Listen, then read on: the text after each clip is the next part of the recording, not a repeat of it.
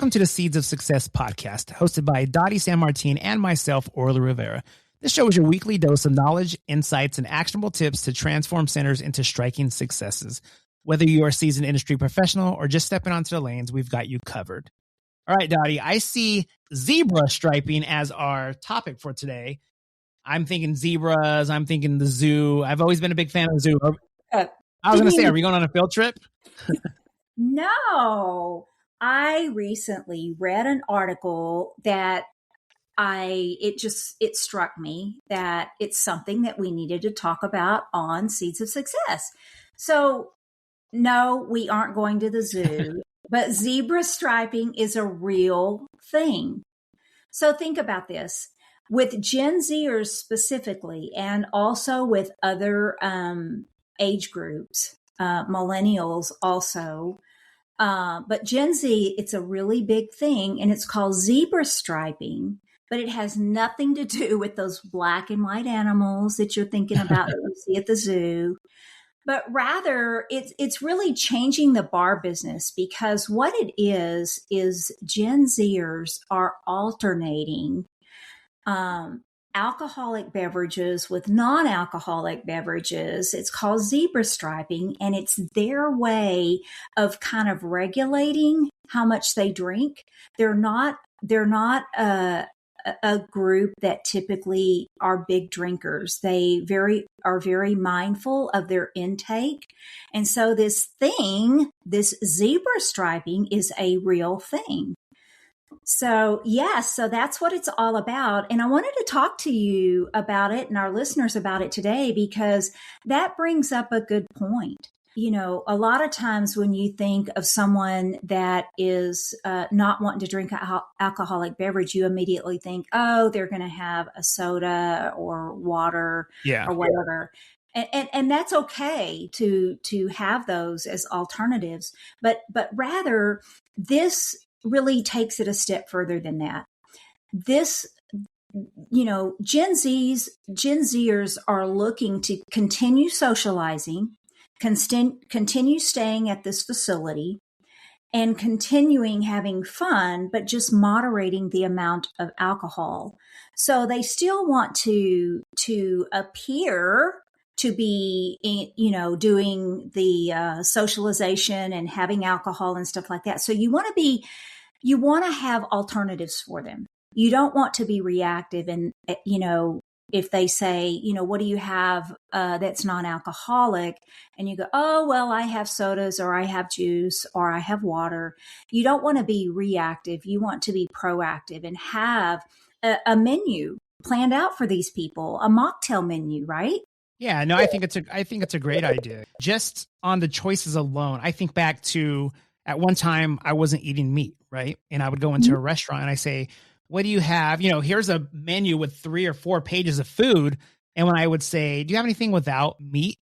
Oh, we have this. It was like one thing. Yeah. That's not very appealing. I mean, I get it. Maybe they're not a vegetarian restaurant, not a vegan restaurant. So are they responsible to have a bunch of things? No. But when it comes to drinks, it's a little different. Yeah. Be ready. Don't say, you know, there's nothing wrong with soda or water, like you mentioned. But if somebody says, you know, I don't drink alcohol, and it could be for many reasons. It could be that they're just being a responsible driver. It could be they are going to work that night. They might be on some kind of medication. So it's not just a matter of they're not wanting to have fun or something. So yeah, have those options. And I think, honestly, it's a great idea. You're probably going to feel better the next day. Not saying I ever overdrink before, but yeah, I hear that you don't feel well the next day. And I'm sure zebra striping, I might not see it here in Wisconsin for a while, because I don't know if you've heard about Wisconsin folks. There's a bar in every corner, but maybe it's something that's going to be introduced here soon. And yeah, I think it's a great idea. I think it's smart. So instead of, like you were saying, instead of losing out by having, it doesn't mean they're not going to spend money there. Just have some alternatives ready for them. Right. But also, as you're doing that, remember that they're there to socialize. They're there to have fun. And you want to make sure that even if you're if you're offering sodas, for example, if you typically serve your sodas in a styrofoam cup, then for this particular group, you might decide you want to have a different way to serve when they're out socializing with their friends and they ask for a non-alcoholic option. Maybe you have a way to kind of make that look more like, a typical adult beverage, Yeah. right? But that's the other thing. When you are creating a mocktail menu and a non-alcoholic option for your guests, make sure that you are spending the same amount of time deciding what glass you're going to use, what kind of dressing you're going to have, the presentation that you're going to offer, the whole thing. It's, as we said earlier, it's not that they're not wanting to spend the money. They are. Yeah. But they're wanting to control the amount of alcohol that they intake. They're just not, Gen Zers are just not a drinking, drinking is not a big deal to them. They still want to do it, but they want to moderate it. And consider something, now you can get like flights. Like here in San Antonio, we have like margarita flights and, other wine flights and beer flights and so on and so forth. Consider maybe even doing a flight that has 2 alcoholic and 2 non-alcoholic, something along those lines, or even doing complete mocktail flights, right? Yeah, and that's kind of a new thing. Mocktails, you see that a lot of places. There's a place that just opened here in town. They specialize in cocktails and mocktails. They're actually advertising that. So there is people out there that are, maybe they saw about zebra striping, who knows? And it's not always about, somebody might not want to do it just to impress their friends. Like, oh, I have a fancy drink too. But if you think about it, I know when I was little, I would see an uncle's empty beer bottle. I'm like, me and my cousin are putting water in it just to kind of think we were cool. I mean, yeah, we were young. We shouldn't be doing that. But even nowadays you see, we've bought our kids before, like a, kind of like a pina or strawberry daiquiri, with non-alcohol, but it just looks so cool. It's this bright red drink with whipped cream on it. Like, who doesn't want that? So if somebody doesn't drink, you should be having those fun things for them that look just like a real drink, but without the alcohol. Yeah. And, again, it's all about what am I going to say? You know where I'm going with this, Orly. The experience. It's all about the experience. It's about how it makes you feel, right? It's about wanting to share it with other people and to be able to, when a customer comes in and there's zebra striping and you have a well thought out, beautiful mocktail menu, non-alcoholic beverage menu that you can offer them, that really makes that experience special for them. Yeah. They're going to want to go there again because there were options for them. They didn't have to settle for whatever soda, was on tap. And if you think about it, this might sound kind of funny, but when somebody's drinking a lot, sometimes they are, they start at 7:00, 8, 9 o'clock runs around, depending, are they a lightweight? They've had so much where they have to go. Someone's like, let's get them out of here. Let's get them a ride home. They call their ride to pick them up. If you're mixing it like that and they're not having so much at one time, they're going to stay sober longer and they're going to stay there longer. They're going to be buying more, whether it's alcoholic or non-alcoholic, whether it's bowling, whether it's playing video games, you're going to keep them in your center longer. Where if they have just gone crazy the first hour they're there, they're going to be ready to head out because they're not feeling well, or they're going to be picked up by their significant other or whoever's like, hey, you need to get home. You've had too much already. Yes. Well, that brings up another point. Again, when I read about this zebra striping, this article went on to say that, they also are expecting to have like bar bites. So make sure that you are thinking the entire experience through.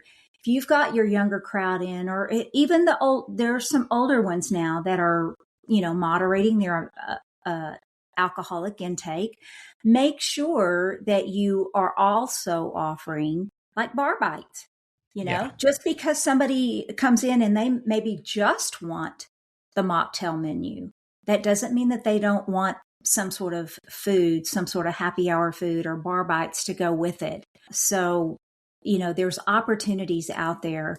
And Orly, it's a beautiful day, so maybe we should have taken a field trip Right. to go see what this zebra striping was all about.